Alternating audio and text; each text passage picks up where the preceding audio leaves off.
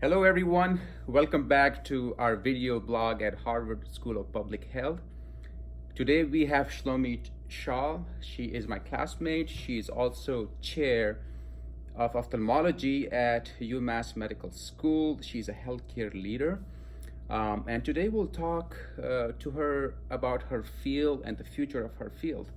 Shlomi, thanks for being here. My pleasure. So, Thank you for inviting me. Last 2-3 weeks, we've been hearing a lot about this paradigm shift in healthcare that is already here, about IT, integration of EHR, artificial intelligence. Where do you think is the future of ophthalmology in this context? I'm very glad you asked me because I think ophthalmology is one of the leaders in the field of artificial intelligence integration into healthcare. First, I would like to just explain very briefly what artificial intelligence means.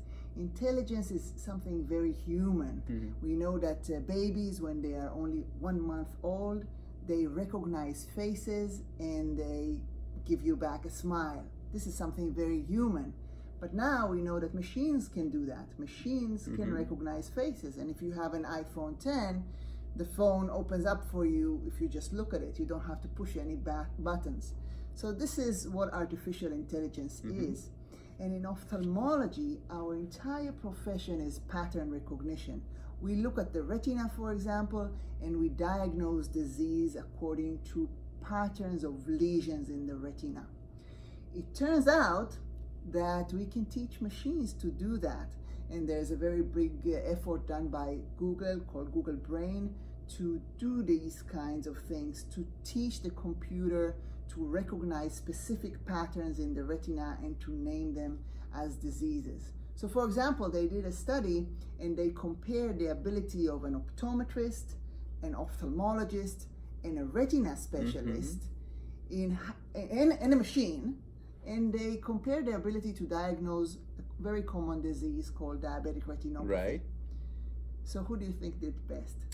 Well, if I'm a patient and if I have the best retina surgeon in the world like yourself, I think I will go with you. So very interestingly, I'm not, if you want to read the article who did best, optometrist, ophthalmologist, or retina specialist, you have to read the article. I'm not going to get into troubles with my colleagues, but I can tell you that the machine did better than all of us. Oh, wow. So that gives you the level of accuracy and where the future is going to be. And we talked a lot about healthcare costs in this class in general, and you can guess who is paid the most. The optometrist, the ophthalmologist, or the retina specialist with more than 10 years of training, or a machine that is basically free after you buy the software. And also another advantage of the machine is that the machine never takes days off, never feels sick, never has any vacation days. So with that info, as a retina surgeon, as an ophthalmologist, are you threatened by the machine that they are going to take over your job? So one of our classmates, when we discussed this in class, one of our classmates, Jesse, had an excellent comment, and he said, if you are afraid to be replaced by a machine, then just don't act like a machine. And I think that's a great comment. True. And we as human beings, as physicians, we have a quality that the machine doesn't have. We have the human side. We can hold the hand of a patient and say, I'm going to take care of you, you're going to be okay. And give them the confidence that they are in good hands. We also have the ability to do surgeries. I'm a retina specialist, and right now machines cannot replace us. Perhaps in the future. I think I totally agree with that. I think after all, medicine, we call it the art of medicine. There's a reason for it.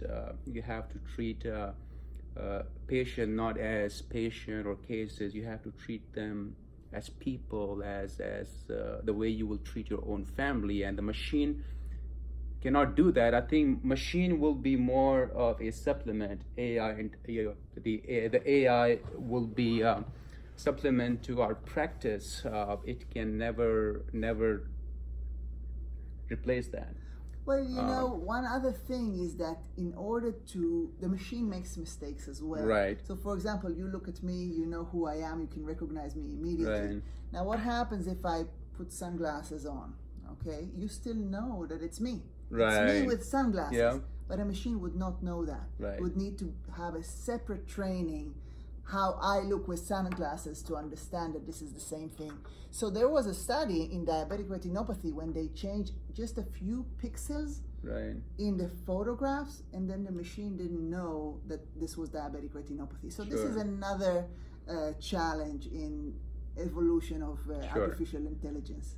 Well, Shlomi, that was a great conversation, and I learned some from you today, and I hope our audience will learn some as well.